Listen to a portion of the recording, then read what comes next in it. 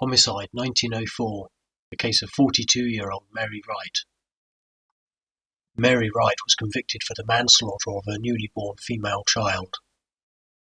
Although she lived in the same house as her husband at 87 Cobden Street, she didn't live with him. On the 3rd of November 1903, she called a neighbour and told her that she had had a miscarriage.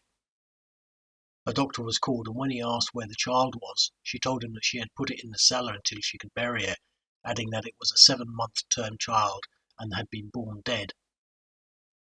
When the doctor went into the cellar, he found that the child was a fully developed female child and had been wrapped up in some cloth and buried under some coal.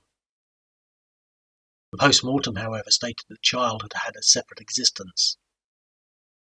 At her trial, Mary Wright swore that she believed that she had had a miscarriage and described how the affair had happened. However, after an hour and a half's deliberation, the jury found her guilty of manslaughter. She was sentenced to 3 months' imprisonment with hard labour.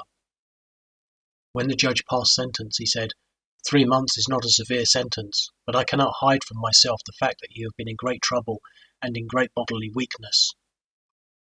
I think the verdict of the jury is right, and that you neglected this poor little thing and so caused its death. But I also know that you have a husband who is less than a husband, and I know all about this man who, to his shame and disgrace, took advantage of your position.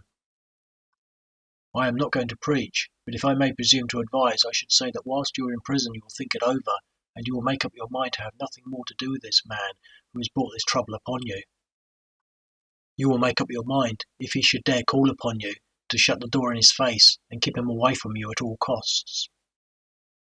The top end of Cobden Street, where 87 would have been, has since been redeveloped, but one side of the lower end of the terraced properties is still intact today.